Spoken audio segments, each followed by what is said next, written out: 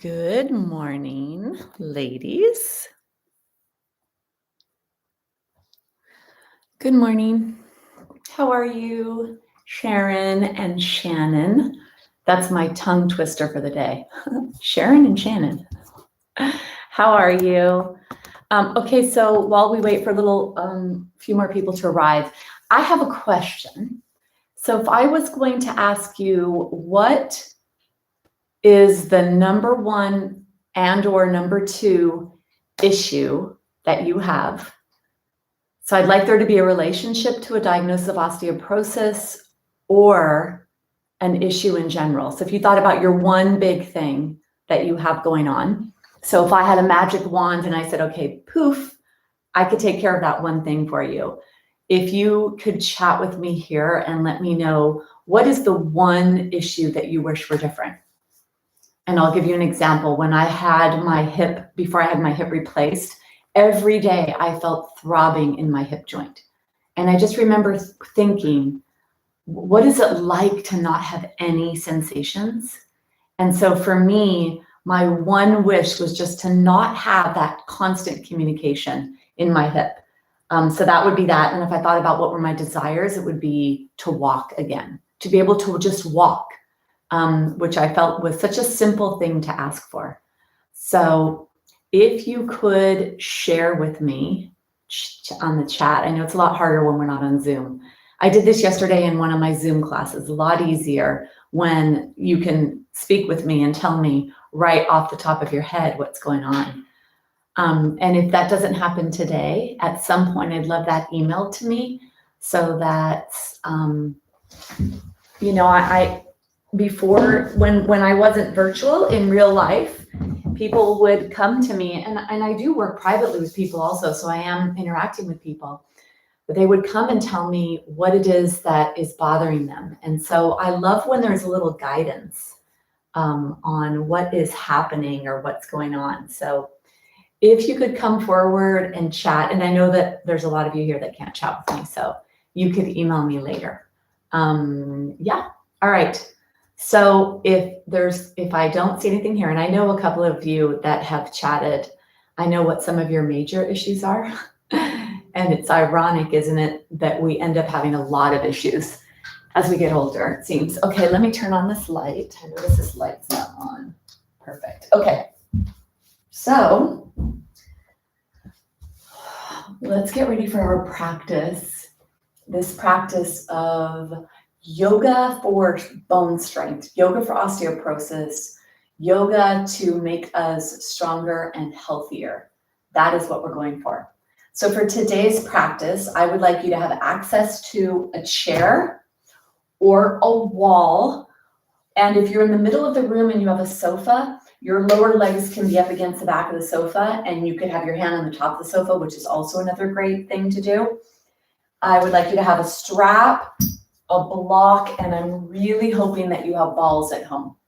And so if you could go get a ball, and it can be, a tennis ball is ideal because there's enough softness in the tennis ball that there's a yield when we stand on this that is pretty forgiving. So that's actually something that I know that the consistency or the strength of the ball, it works for most of us. So a tennis ball is great. And then there's the pets balls. So that's what seems to be happening. People take their dogs' balls. And then when I'm teaching, especially on Zoom where I can actually see, we'll use the dog's ball, and there comes the dog thinking it's going to have a game of catch. So it's really great to get that interaction with your pet. All right, so a ball would be great. And if you don't have a ball, you can get a washcloth and roll up a washcloth into a tight roll, because that'll give you some sensation. And it's to get this compression and in a smaller surface area on our body. We're going to use it for our feet, to wake up our feet when we do the standing practice today, so that we'll have all of the balance nerves, the nerves that are responsible for balance, proprioceptive nervous system will be online, so that we can really get some good balance going when we're standing. And that's a really important aspect of osteoporosis work, is balance. So the block, the strap, the ball, the chair, a mat, And of course, you don't need to be on a mat, it could be on the floor. And then a blanket. When I go to India, we don't use mats for practicing. There are some facilities where we use a rug that we unwind, and that's what they use often there, is a rug or these plastic mats that are laid out on the floor. And then quite often it's on a floor without any other surface. So let's prepare for today. We're going to use our block to begin with. We're going to take our other props off to the side. If you'd like to use the chair to begin with, you can. The chair is actually a really great way to settle the low back. If you have low back issues, this is a great way. If you've been standing all day or doing something where you feel really fatigued in your lower body. And then I'd also like to say that for varicose veins, this was something that came up yesterday in one of my classes. For varicose veins, there's this constant pressure downward when we're standing and sitting. So to have your legs elevated is opposite of what we do all day long. So I'm going to begin my practice today with a chair. You could have your legs up the wall, or you could get a blanket or something to put your legs on top of. And we're going to use that block today. So with osteoporosis, this is the osteoporosis class. So the raised awareness to the rounding of the spine becomes very important when we're practicing if you have osteoporosis. So you're going to come to the side and you're going to reach your hand away. You're going to come down onto the ground. And if you are going to use a chair, bring your leg up the chair or the wall or blankets, or if you have your legs straight, that's fine as well. And then what I'd like to say about the chair is you want to have the chair exactly right behind your knees, maybe even touching the upper leg bone. So you don't want your legs to be too close to you here because that still activates the hip flexor muscles and it doesn't let them relax. And the hip flexor muscles, one of them, the psoas, is attached to your lower spine. So in order to truly get a nice low back release here, it's important to completely let go of holding your legs. So moving the legs away. For some of you, if you're short, so if you're having trouble and your feet are off the chair, you could elevate yourself by putting a folded blanket or some pillows underneath your pelvis. And that's actually a really great way to accentuate this inversion. This is an inverted posture when you raise your legs, which allows you physically, physiologically, and biochemically, there's actually something happening in our body with this physical position you put yourself in. So find yourself here. Close your eyes and pay attention to what you're feeling or noticing in your body.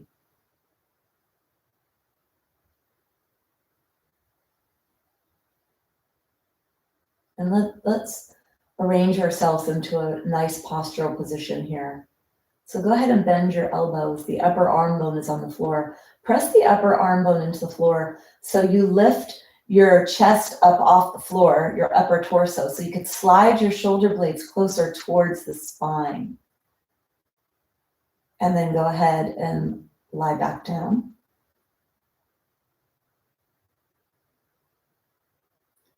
We're going to take the block and place the block on the lower belly. And then the hands are going to go out to the side, palms are up. The shoulder blades are on the ground. Lift your head up, lengthen your neck, and then place your head back down. Then I'd like you to come with your arms out to the side. So be inside your body. For those of you with shoulder issues, there may be some limitations. For those of you without shoulder issues, you may be able to come a little higher. Keep the hands on the floor. So the back of the hands touch the floor. That's important. And then raise your arms up. Correct posture. We're letting gravity help correct posture. And we are reversing the gravitational force that comes from up above when we stand or sit.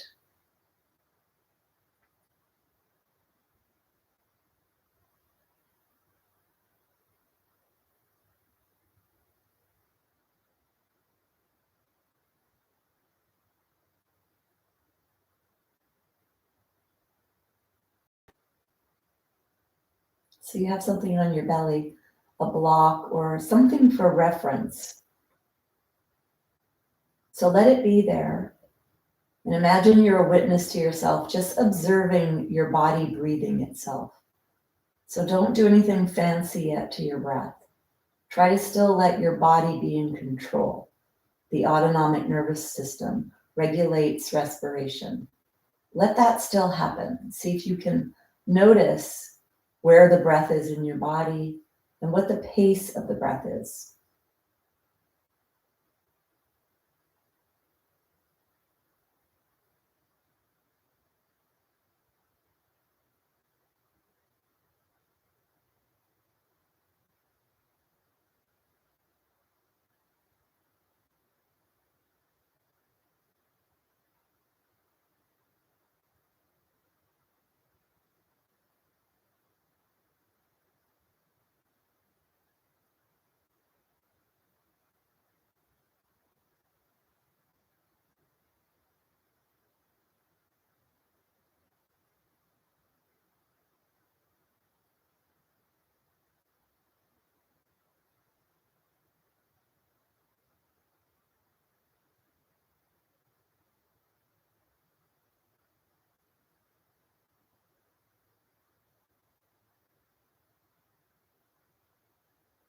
And then we're going to start to take over our breath. So keep your mouth closed, let the lips touch, let the back teeth separate, let the mouth be soft. Feel the jaw falling backwards so that the jaw socket, the joint, actually settles. Take your lower jaw, wiggle your lower jaw back and forth, side to side. And then open your mouth really big.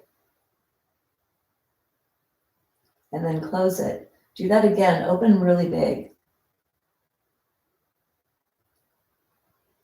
And now when you close your jaw, let relaxation come into the jaw.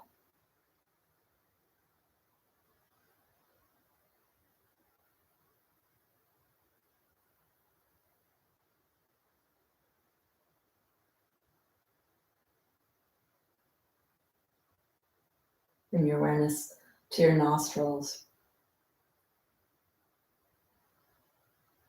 And pay attention to the breath coming in the nostrils, going down the back of the throat, and coming to the chest where the heart is.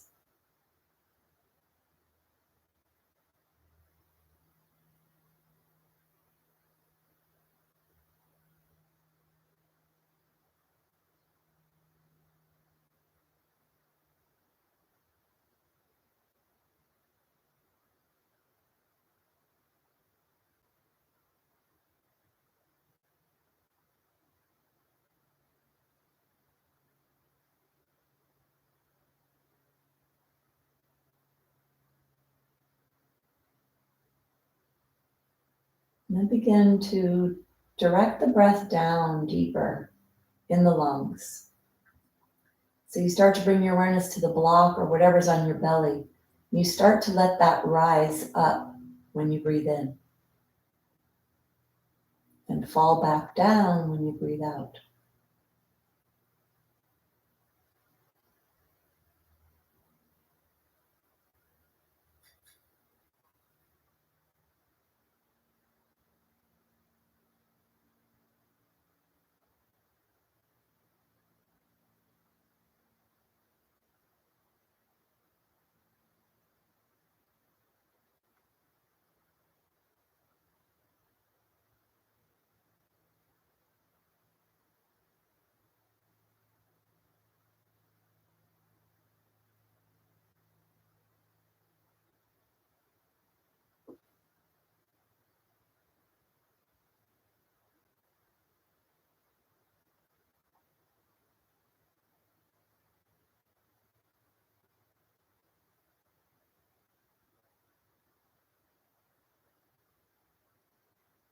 Really get that block or that blanket to move as big as you can. Go really slow here.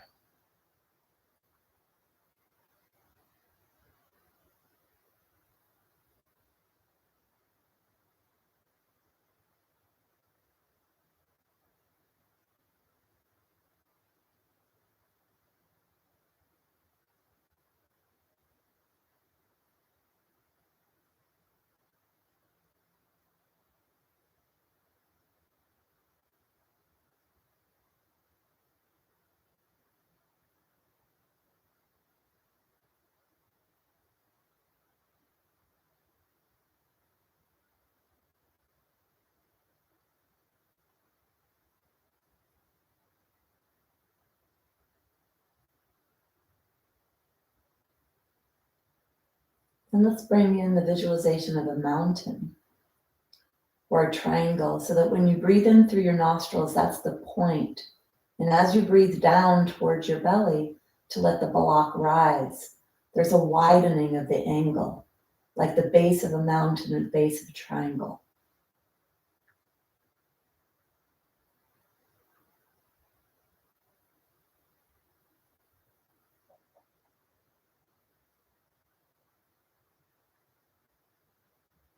And then I'd like you to take 5 more breaths like this.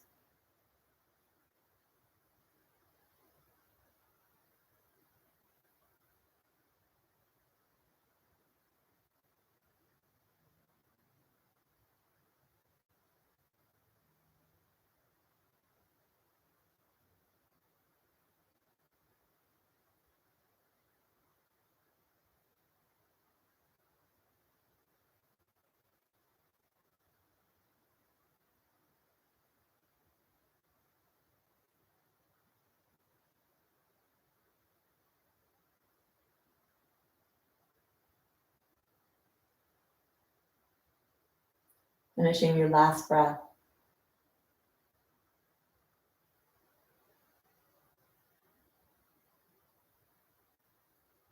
And once again, allow your body to take over the breath, giving the breath back to the autonomic nervous system. Yoga is about finding the connection with the mind, the body, and the soul. And to find that connection, focusing on the breath is a really powerful tool and a great way to either begin the practice, to begin quieting the mind, or even if you are an advanced practitioner, to use the breath as a guide to allow you to go to that place of calm in your mind so that you could find that balance and that harmony that we are looking for in all things. Bringing your awareness to your fingers and your toes. Bring movement into the fingers and the toes. We know that stress contributes to bone density loss. We know that postural malalignment does. We know that sitting too much, not moving enough does. So today, everything that we're doing, there's many aspects of what's going to contribute to bone strength. Let's go ahead and draw your knees into your chest. So when you have a diagnosis of osteoporosis, forward folding is not a no-no, or it's a behavior to be very aware of and to learn how to do it correctly. So this is actually forward folding. When you are bringing your knees towards your chest, this action is forward folding upside down. So it's upside down forward folding. So draw the knees into the chest. So because it is something we have to be cautious of when we're standing, it's nice to take advantage of it when you're on the ground and where our spine is safe here. So the forward folding is unsafe for the spine. And the spine is safe here because when you're on the ground, you have the ground to put you in that nice alignment. And that's why we began today in this position on our back, because I'd like the floor to be a guide here for your spine, keeping it in its neutral curves. Take your legs and your arms and wiggle them. Let them go towards this deeper into the sockets. And if you'd like to play a little bit with some movement here, moving your legs open and closed. When we are focusing on strengthening the hip joint, we move our legs in a wider range of motion than we usually do. So this wide leg position is something that becomes more limited to us as we age. So I'd like to have you explore this and see how it feels. When the legs are open wide, you'll feel that stretch on the inner thighs. And let's come into what's called a happy baby pose. Holding onto your back of your legs here. For some of you, you may grab onto your toes. It is the beginning of the practice, so that may be a little bit more challenging, or onto the feet. And for some of you, this is not a range of motion you have either left in your body anymore. You may not ever, and that's okay. Or you may be close and it could be something you work towards. So any movement here, it could be here with the hands back here. And then let's roll onto our side. Bring your hand onto the floor in front of you and go ahead and push yourself up away from the floor. Let's prepare to do some movement. Let's take our props off to the side. And for the beginning of the practice, we are going to use our strap. So let's put our strap and our block for the beginning of the practice.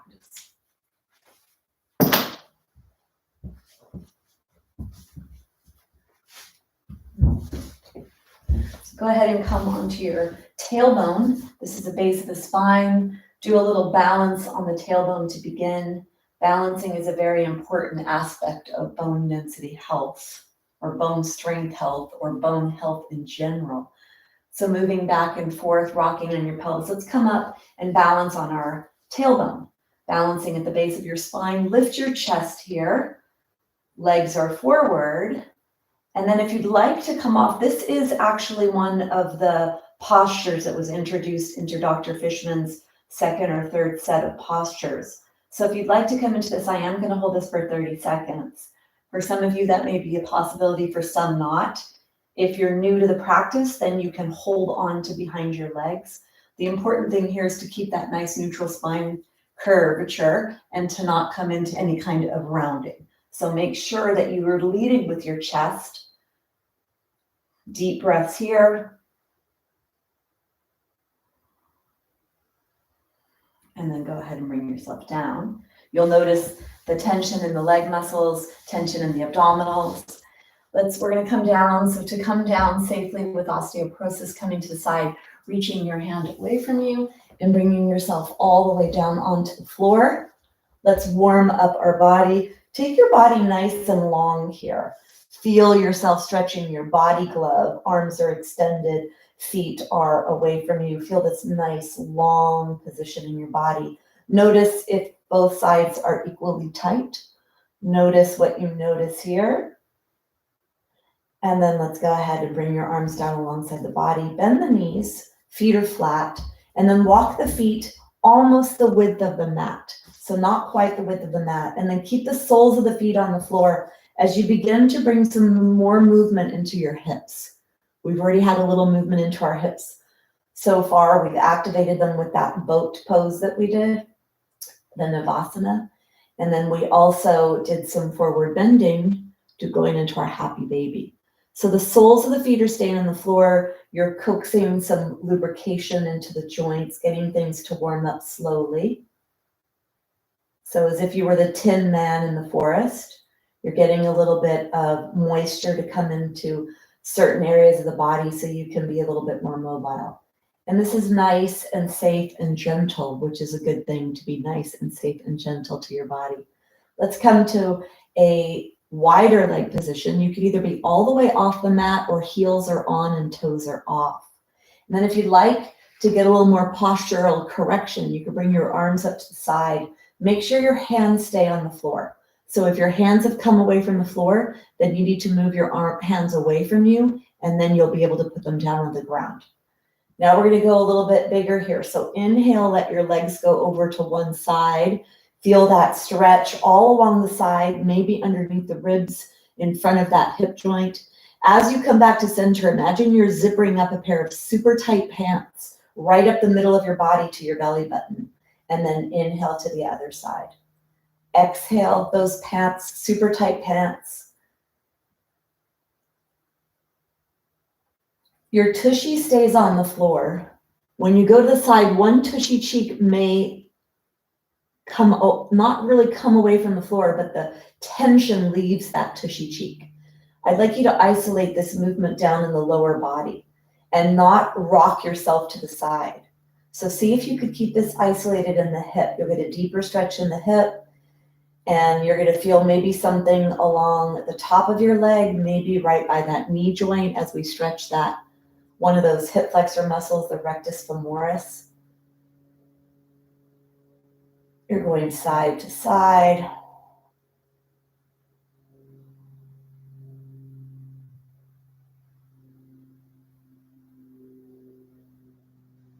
The next time you come over to the left, stay there. And then let your right arm reach away from you. Let your left leg go towards the floor, whether it touches or not, doesn't matter, but let it be soft, let the left hand be soft, and then be active in the right side. So flex your wrist, so bend your wrist, reach your hand away from you, and reach your kneecap away from you towards the foot part of your mat. Keep your right foot on the floor. So you're trying to find as much length in your body in this position as you can. Really get nice and tall, nice and long here.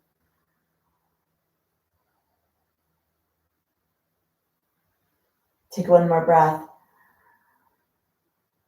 And then you're going to exhale, bring yourself back to center, bring your knees up. You zipper up the midline when you do that, and then allow your legs to go over to the right.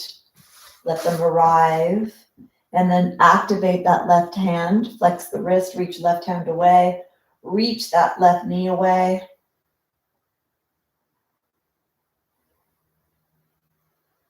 It's important to warm up your body before you start moving it or challenging it. And this helps to warm up the body for rotation, for back bending, and then for the standing postures to be able to rotate the trunk in one direction while the legs are in the other. So giving a proper amount of force to your spine so the bones in the spine can get stronger for you, and then also in the hip and the pelvic area and that leg bone. Take one more breath. And then bring yourself back to center. When we do the practice of yoga for osteoporosis, we are intentionally focusing on certain areas that are very precarious if you have osteoporosis. So let's get your strap. We're going to come into that forward fold, with a stretching forward fold. So you're going to bring your right knee in, bring your right leg in, your right knee comes in, and then I want you to place your strap on your foot. And I want you to be very close to your foot here, even touching your foot so that you maintain range of motion in joints. Because tightness is one of the factors that contributes to fracturing, to breaking our bones. If there's a lot of tightness in your muscles, then if you do trip or slip or fall, the tight muscles pull on the bones and you get a stress fracture. So let's wrap your hands around your strap. Pull the leg down towards the body so you feel the leg moving into the socket. If you'd like to explore straightening the other leg, you can do that. Press that leg, the left leg, into the floor, and then firm up the right leg muscles. So the whole leg, especially this upper leg, hugs the bone. Really firm up that leg muscle, and then push the leg away from you with the muscles, and at the same time, draw the leg towards the wall behind you. So you feel a very strong sensation behind the back of the right thigh, and hopefully where that tushy cheek and the leg meet. So push the right buttock into the floor, find the muscles in your body that do that, firm up the right leg muscles and draw the leg back towards the wall behind you, creating as much tension as you can so we could pull on the pelvis and create stimulation to strengthen your pelvis. Take one more breath. And then let's switch. So bend that leg, then the opposite leg, bring the leg in, and I want you to place the strap. I don't want you to throw it. I don't want you to go like that. You're not going to try to lasso your leg. I want you to really do it because there's an intention behind that. Keeping that mobility in your joints is very important. From now until our last breath, that's very important. Let's take the opposite leg straight if you're going to do that. And then pull the strap down, firm up the left leg muscles really strongly, and then direct the leg back towards the wall behind you. And firming up that leg, push that left tushy cheek into the floor. There's muscles in your body that you could find, hopefully, to do that. And you're drawing that left leg back. Feel that stretch at the back of your leg. Firm up those leg muscles. Deep breaths.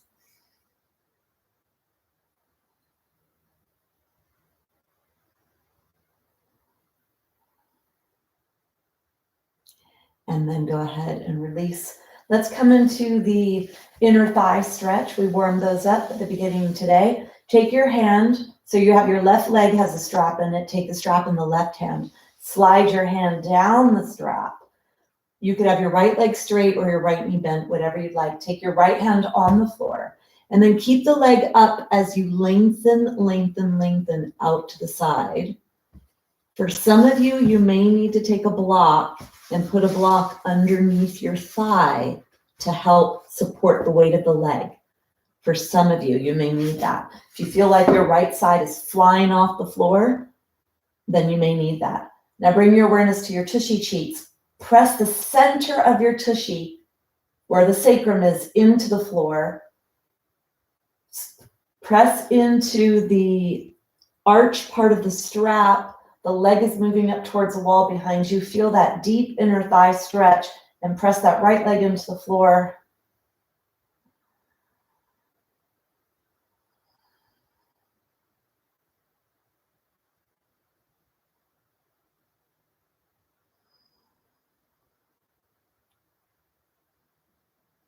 Adductors, pulling on your pelvis yet again. Take one more breath. And then either bend the knee or bring the leg straight up to center. You're going to switch legs. So this, you could go ahead and bring your leg up into the strap. Take your right hand in the strap, slide your hand down, straighten the left leg if you'd like. Keep that leg pretty high as you lengthen that leg out to the side. Lengthen, lengthen, lengthen. Go as far as you can comfortably. And then press that center of your pelvis into the floor. Center of the pelvis is pressing. Don't let that left hip fly away from the floor. Deep breaths.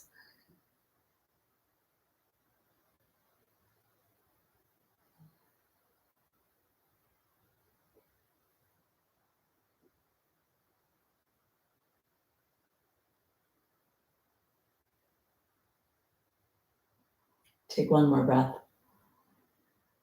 And then bring that leg back up to center. Take the strap off. We're going to come into our bridge pose. So for bridge pose, you're going to need the blanket to be away from the back of the head. And for some of you, that may seem pretty intense, especially if you've got some roundness in your upper spine. We are going to lift our pelvis off the floor, so it becomes easier when you do lift up.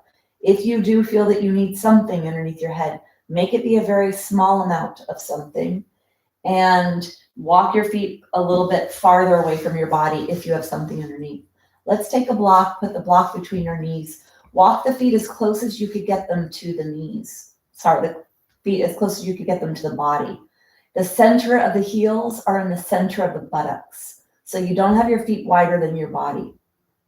And then with this block between our pelvis, or between our knees, which is turning on the pelvis, this can actually help to create disc herniations. Correct disc herniations. So this can correct disc herniations. And Dr. Fishman said that this is what he uses the most often for people with disc herniations to get them to correct. So we're going to back bend. Our body will be in a back bend shape. That's what we're looking for. Don't come up yet. I just want to show you something. The position for this is either arms are like this. For those of you that can get really high so that your upper body is not resting on the arms, that's okay to clasp. But if you're pretty low here, I don't want you to clasp if this part of your body is on the inner arms. And I see that often. So it's better to be here with your arms than it is to try to clasp. It doesn't make it better. It actually will have you collapse the part of your body. I want you to get that extension in. So here we are supporting our spine, which is really important.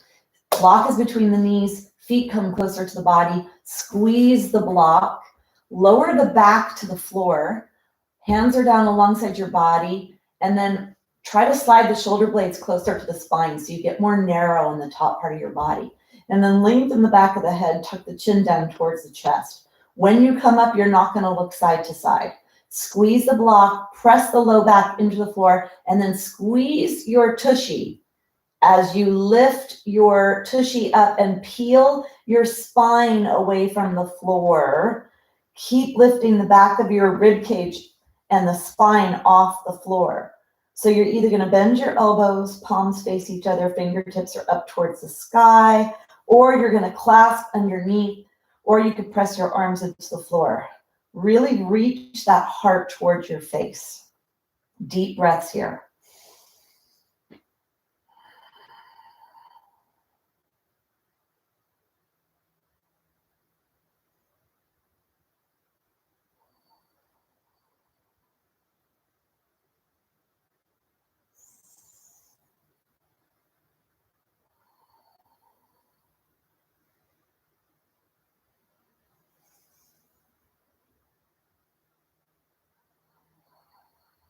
Take one more breath. Squeeze the tushy. Lengthen the knees away from you.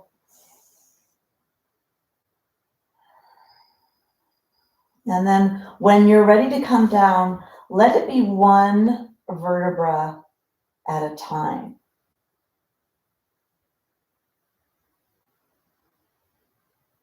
You could come up onto your tippy toes. So you try to let that lower back touch the floor before the pelvis. Let your block go off to the side. Draw your knees into your chest.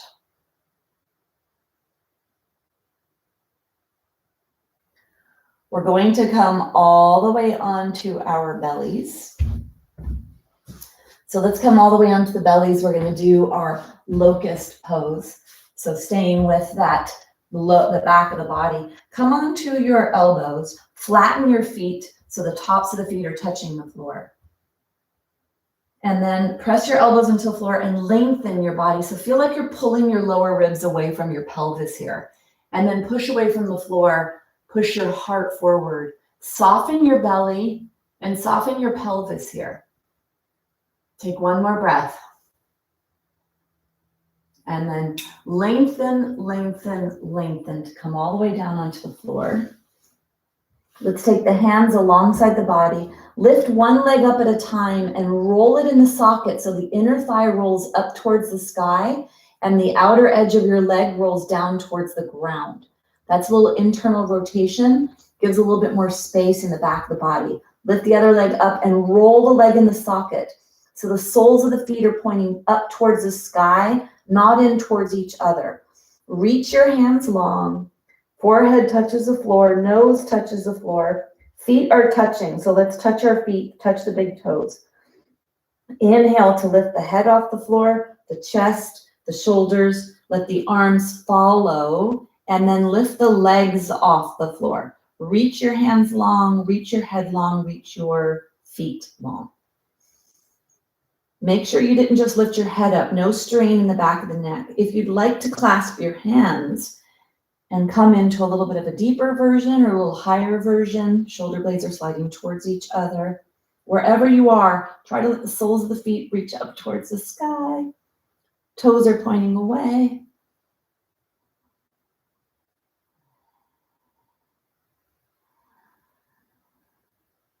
Deep breaths.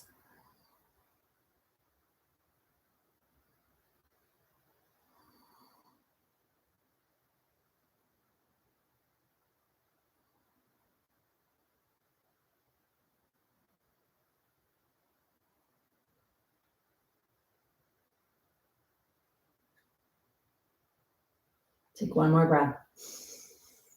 And then go ahead and come all the way down. Fold your hands one on top of the other. Spread your legs as wide as your mat. Let your forehead rest on the back of the hands and wiggle your pelvis back and forth side to side.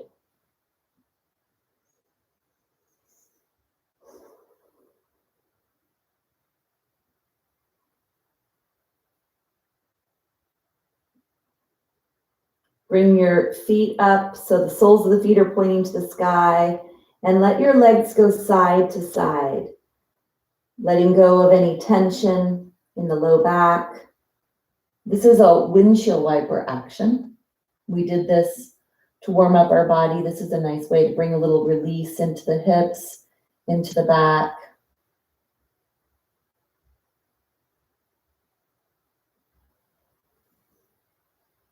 And then bring yourself back. Take one arm, reach one arm away from you and roll onto that side, the arm that you reached away from you. And then take your hand, push your hand into the floor and bring yourself up to a seated position. So we just did 2 back bends in a row, the locust pose and the bridge pose. We're going to come into a twist because twisting can actually be a counter pose in some traditions of yoga. It's a counter pose. And so I guess we're staying with the spine here. This is a lot of spinal support that we're doing so far. So really good for your spine. Fold your blanket. So take your blanket, fold your blanket in 2. And then you're going to come to sit on your blanket. And you're going to reach underneath when you get to your blanket. And you're going to take a hunk of flesh and move the hunk of flesh back, exposing your sits bones so you'll feel nice and supported here. And then we'll use a block for this. The block can be helpful as well. So when we rotate the spine, the extremely important thing is that you are lengthening your spine when you rotate. You do not want to rotate with this in your spine. If you have any kind of rounding and then you try to add rotation, you're putting so much force on the front part of the vertebra and then you're rotating. So we're pulling on a place where there's already tension. We want to be nice and lengthened and actually extended. So we want to be in a back bend, which is what we just did, 2 of them. We did the bridge and the locust. Let's take the left leg and bend the left leg, bringing the left knee in. Take your right hand on that left leg, and then your hand is on the block behind. And with the hand on the block behind, can you get taller? And can you push your heart forward, lower your shoulders, create space between your shoulders and your ears. So let your neck be nice and long. Let's inhale here. As you exhale, the lower ribs, the middle ribs, and the upper ribs rotate around to the left. Left leg is bent. You're rotating over that front bent leg. Push your hand into the block. Be as tall as you can, rotating from the lower ribs on up. Keep your shoulders away from your ears. Draw the shoulder blades towards each other. Push the heart forward. Always trying to go deeper and deeper into your position. Press the right leg into the floor. That'll help you get a little tall. Deep breaths down to your belly.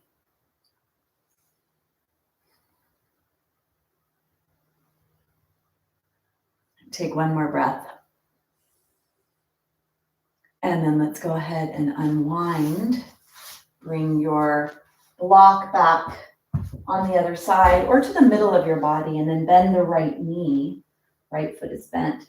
Take your hand, your left hand on your right knee. Right hand is on the block, and that's where you get that correction in your spine. So we want to make sure that we don't have rounding in our back. Really get that nice tall spine. Push the heart forward, lower the shoulders, press the left leg into the floor, inhale. And as you exhale, the lower ribs, the middle ribs, and the upper ribs rotate around. So your rib cage, your heart is trying to point towards the right. You use that left hand to get a little more traction. You press into the block to get as tall as you can. Push the heart forward. And then breathe deeply down to your belly.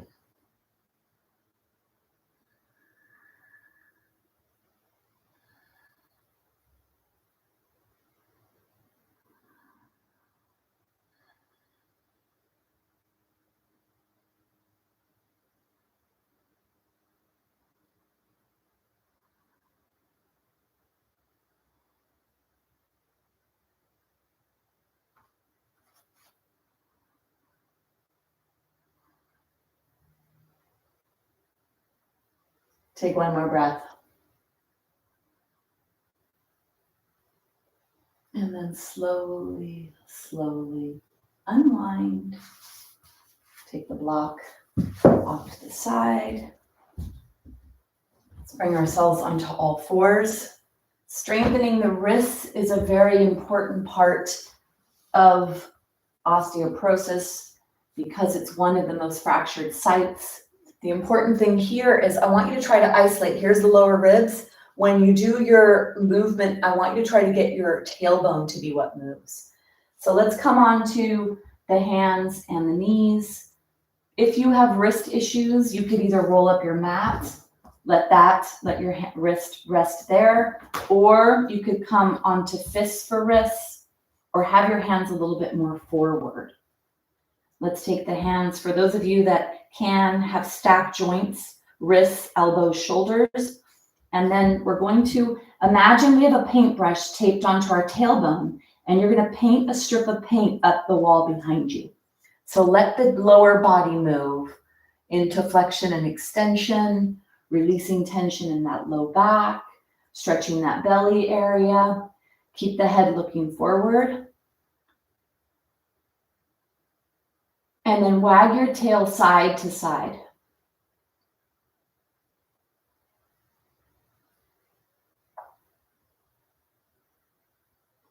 And then bring yourself back to center. We're going to come into a modification of half moon pose. I want to show you this. So some of you may need to have a block for this. So we're going to, let me just show you what this position is. So this is half moon. This is a version of half moon, strengthening for that leg that I'm resting on. And there's a balance aspect to this. It looks a little easier than it is. So we're going to come into that. And let's take our block. Let's have we're going to be on all fours. And what you're going to go to, I'd like you to do the same side as me because it's easier for me to explain it to you. So let's do the right side first. So the right hand is on the floor, the right knee is on the floor, and then slide the right foot off to the side. So all I'm doing is sliding it over to the side. And then you're going to bring your block up to its highest level. You're going to roll onto your right knee. So you're on your right leg. Your left leg is alongside your body. It's not forward. It's alongside your body. And then you're going to bring your left hand up in the air and lift your left leg in the air. So the key here is to lift this leg high, strengthening the side of your body. Important for balance, important for knee health, for hip joint health. Hip being such an important aspect of what we focus on here. For those of you that would like, you could get your leg to stay where it is, move your arm, or you can come back to center, really letting your heart be forward. If your hand is having trouble, push your body weight more onto your leg so you're not loading on that hand. Take one more breath. And then go ahead and slowly bring yourself out. You don't need to turn to the other side. I'm going to so that I'll be facing you. Let's come to the other hand. The left hand is on the floor, left knee is on the floor. And then slide the left foot off to the left. And then let's bring yourself onto that left leg, left hand. Bring your right hand on top of your waist. And then flex that foot and bring that right leg up. Bring your right hand in the air. And again, here, if you want to lengthen out with the hand, you can. Make sure the hand doesn't come forward when you do that. It stays alongside your ear. Keep that leg lifting high. Don't let it fall towards the floor. Flex the foot. Take one more breath. And then go ahead and bring yourself out. Take your hands, shake your hands. We're going to come to a standing position. So for some of you, you may want to come up like this with your leg forward and then push yourself all the way to standing. For others, you may want to come through a plank and down dog flow. So you take your hands forward, flip your toes under, push your tushy in the air. When we get here, it's a nice place to stretch the back of the calves. Make sure that your back does not round. So keep your head looking forward near where the wrists are so that that upper back doesn't round. And then let's move forward into plank. Inhale, and then exhale into down dog. Inhale into plank, keeping those joints mobile, clearing up the cobwebs and the stickiness in the tissues. Inhale, last one, exhale back. Bend the knees, keep the head forward as you walk yourself back. Feet touch the floor, don't pop up. One hand at a time, you're looking forward. And then you're going to bring yourself slowly up. All right, so get a ball. If you don't have a ball, if you weren't here in the beginning, or if you didn't get one in the beginning, get a ball. We're going to use a tennis ball here. And a chair, maybe some of you need a chair.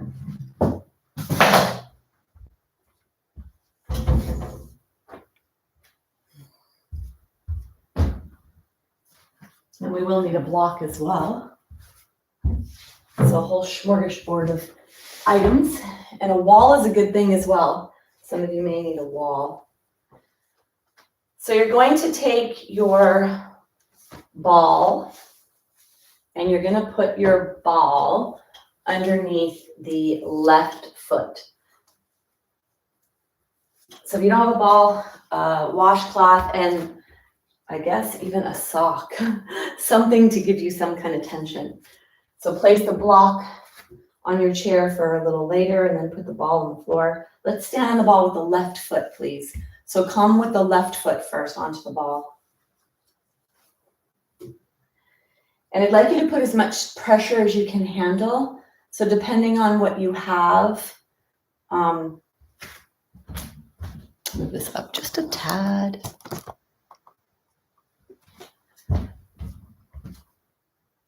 So if you have a tennis ball, many people can fully weight bear with a tennis ball because especially if it's one that's not new, that was played a lot. So a lot of these tennis balls I use have been used. They're used tennis balls, so they have been hit quite a bit, so they're not quite as hard. So the harder balls are a lot more challenging to stand on. So you want something that's appropriate for you, yet gives you enough tension in your foot so that it's going to really soften and break through some of those cobwebs and congestion in the feet. All right, you're going to try to weight bear on it if you can, and then I'd like you to come to the inner edge where the arch and the side of the foot are. So to the arch and the side of the foot, I'd like you to go forward and back and even side to side, really helping to break through stickiness that may be in the tissues. It's called adhesions. So really breaking through some of those adhesions.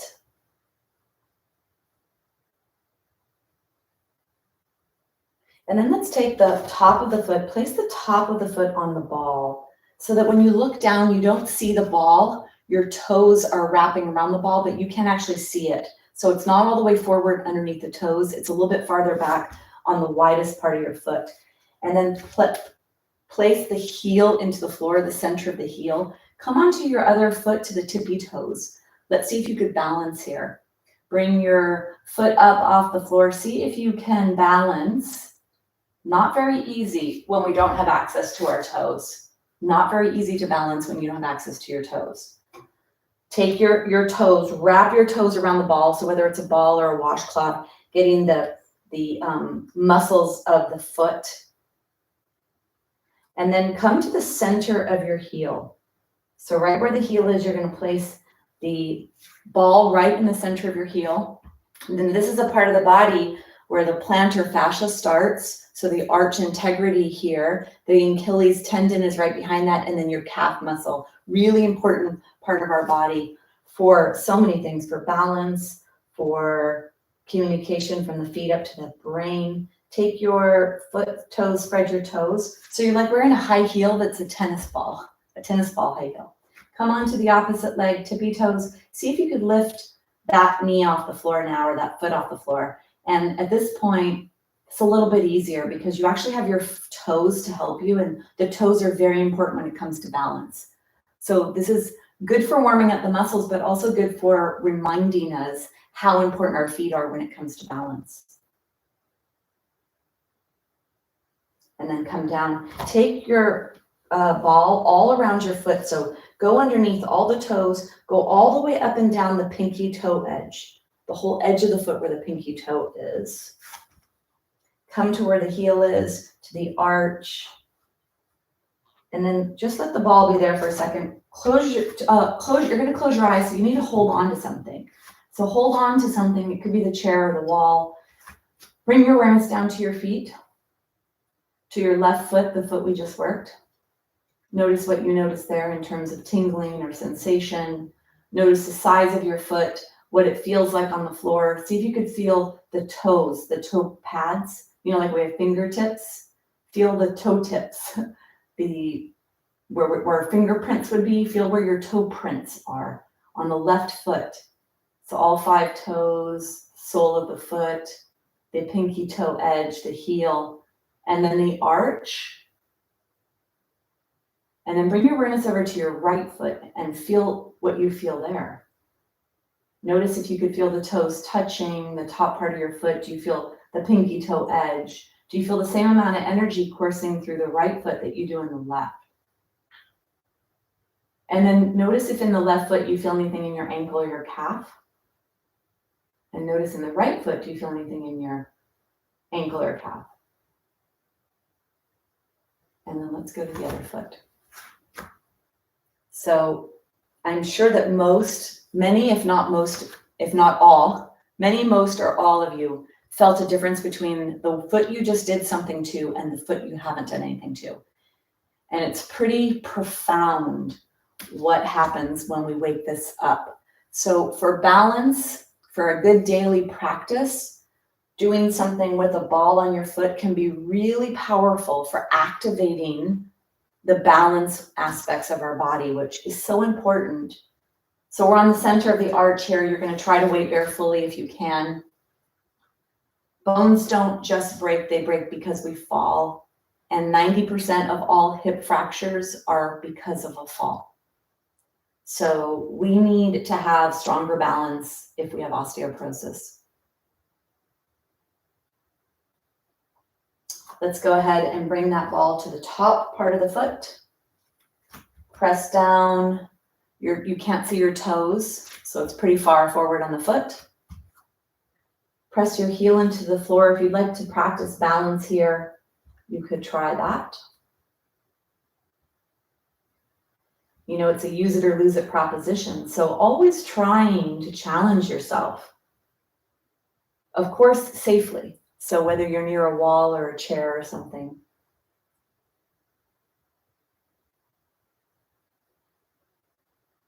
And then let's come off that. Let's go to the heel. Center of the heel is where the ball goes. Put the toes on the floor so you're wearing a ball high heel, and then go ahead and come up into your ball high heel stance.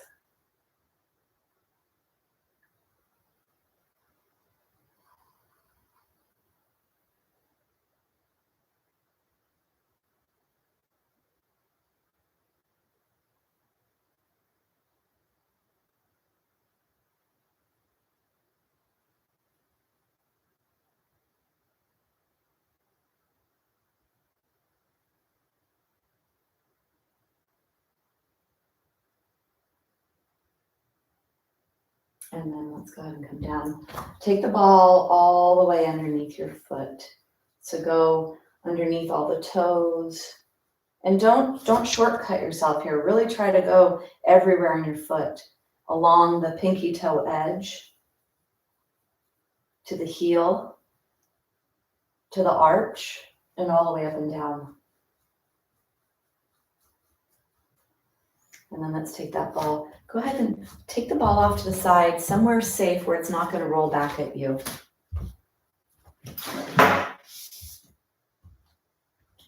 Okay, so we have the chair and the block here.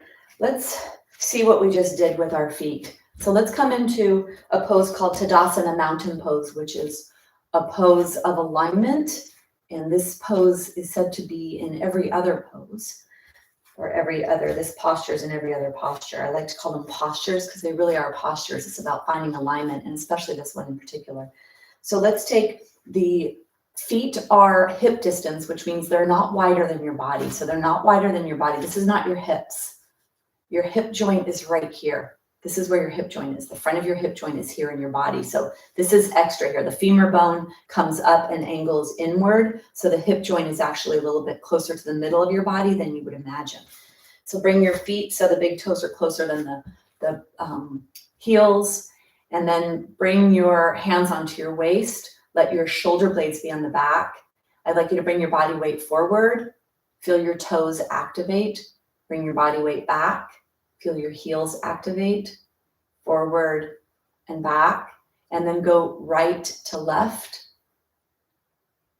And I'd like you to notice in your body, see if you can feel that communication from the feet, from this movement, how it goes up to that hip joint, that side hip, which is what we did earlier with that half moon, that modification of half moon on the floor.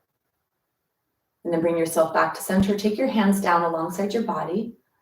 Feet are in the floor. We're going to find nice stacked joints. So find equal weight in both feet.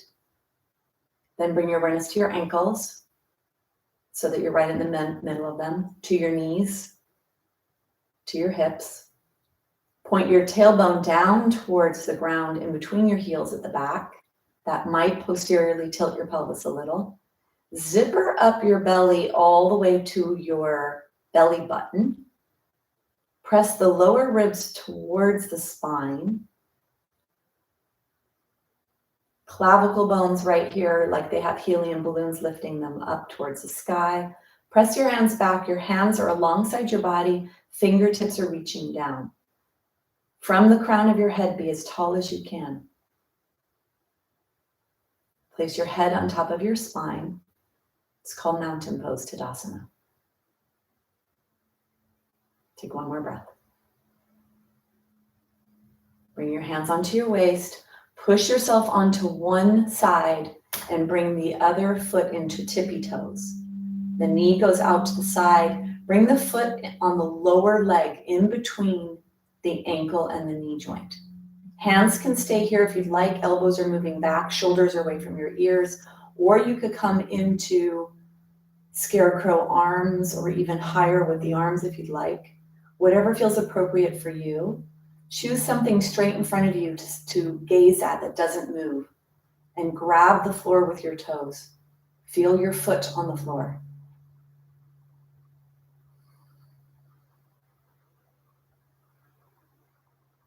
Take one more breath. Bring your hands back to the waist. Bring your foot down. Look down if you'd like to make sure you're in nice alignment. Push your foot into the floor as you move your body weight to the other side. Come onto your tippy toes, knees out to the side. Bring your foot up. And then here, whatever you're going to do, you're going to grab the floor with your toes. You could bring your hands up and out. Find the stacking of all your joints. Zipper up your tummy.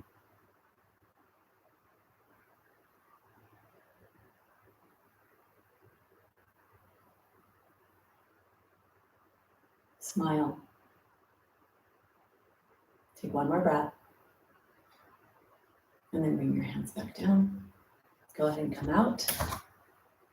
We're going to come into the Ardha Chandrasana full version.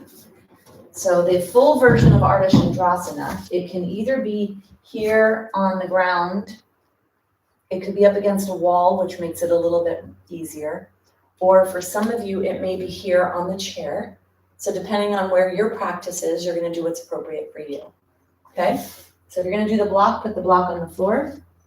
Your foot that you're going to stand on is facing towards the chair. It's parallel to the mat. Then you're going to come and fully waver on that leg. Take your hand on the chair or on the block, and then lift your leg up with strength. Flex the foot, lift your leg up, and then you're going to turn your heart and your hips to face away from you. Keep that leg lifted high, same height as your body, using the side body muscles to keep that elevated. This is a pretty strong pose, pretty strong balance pose. You could reach your arms up and over if you'd like.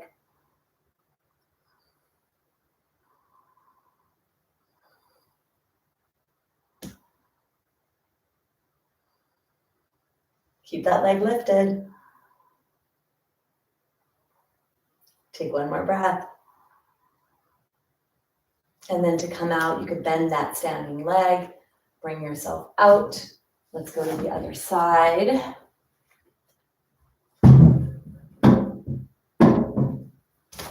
So you're either going to use the block. I have that there for those of you that want to come down with the block. I'm just not doing that today. You're going to get your foot so it's facing underneath the chair and the pinky toe edge is parallel to your mat edge. And then you load up the foot first. Take your hand down. So you're loading up your foot. Zipper up your midsection as you rise with muscular action, flexing that foot. Bring your hand up. Keep that leg lifted.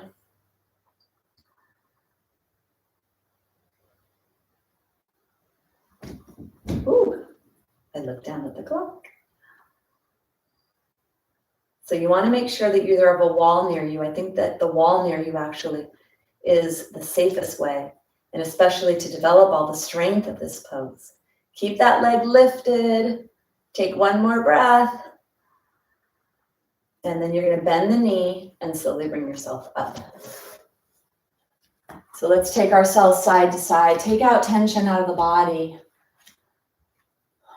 So a lot of stimulation to the hip joint area there with that posture. fully weight bearing on that leg and then opening up into an external rotation. So a lot of what we did today with the inner thigh stretching and warming up the hip joints prepares us for that. And I think it's really important to have our body be warm before we start to come into some of those bigger moves. That's one of my favorites, Andrasana. And I had heard that it was balancing hormones. And that was a time where I had more of them. So I used to love it more, or I still love it, because hormones are a big part of osteoporosis. And it actually does give a break to the bladder, the uterus, and the uterus if you have one, bladder, uterus if you have one, and colon, because they're all right next to each other, and then all this force is on them. So when you come to the side, you actually take that pressure from above. So it's a little break there for all of that. All right. We are going to do, let's see, we're going to come back down onto the ground. So we're going to come down to the ground. You're going to bring whatever you will need for your Shavasana with you.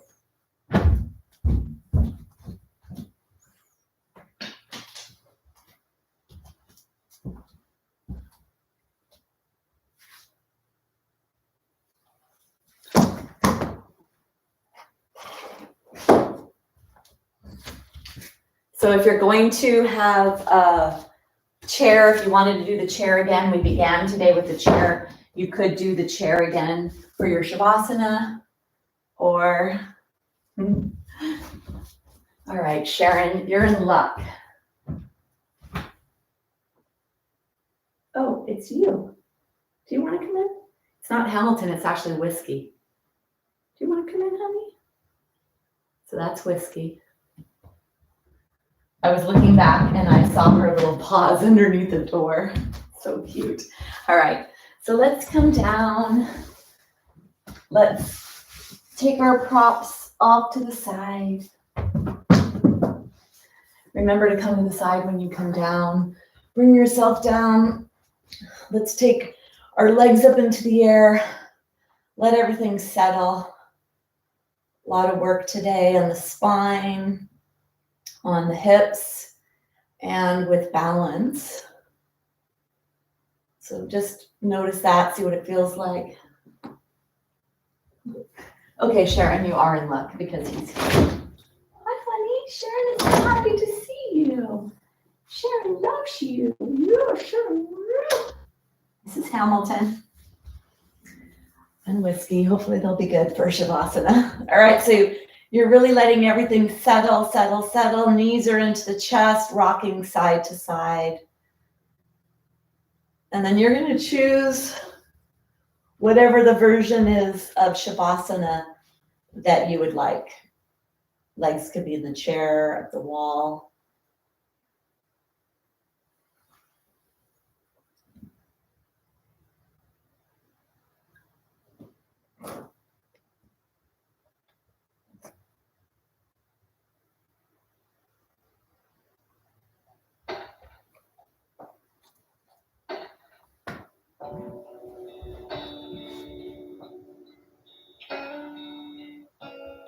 Just let everything settle, let everything go.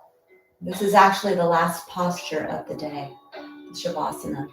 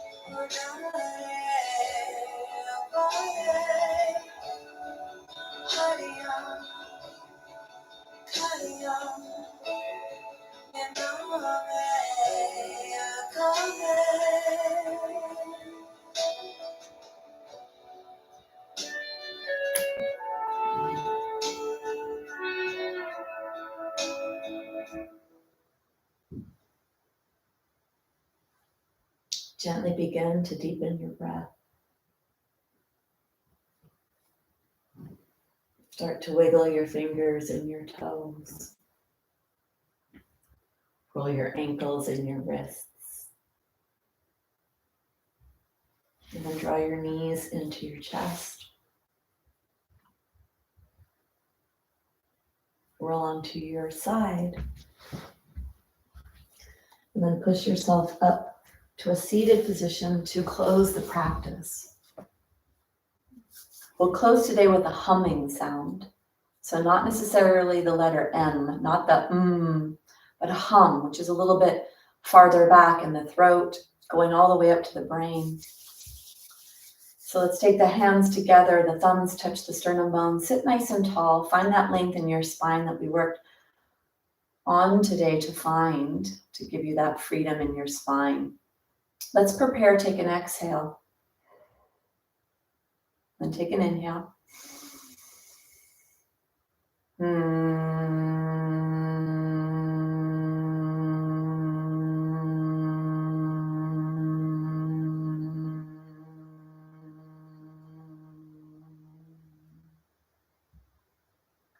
We bow to each other in namaste. Namaste. A respect and an acknowledgement of the light in me is the same as the light in you. Thank you.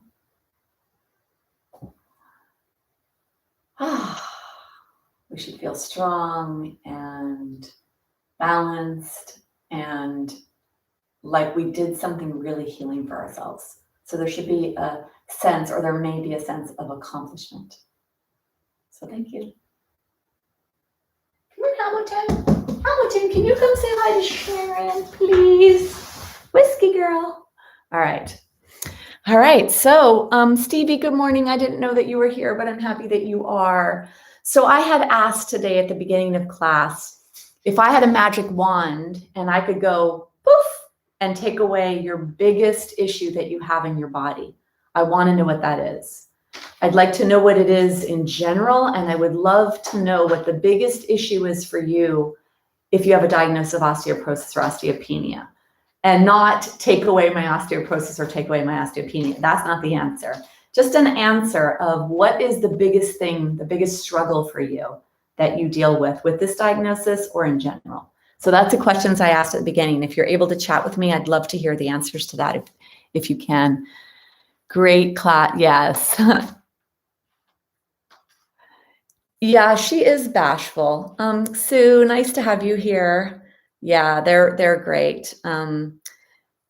Strong, balanced, and refreshed. Good. Yeah. So hopefully you noticed that balance that we fired up with the tennis ball. And hopefully if you did, you actually start to use a tennis ball daily. So this is not just when you're with me once every now and then when I bring out the ball. I'd love for it to be something you do every day. Even start your day off that way, where you have a daily morning ball routine. There it is. I love this. You know, that ball's about 6 feet away from me, but it looks like I'm touching it, you know. Like I'm gonna pick up my ball.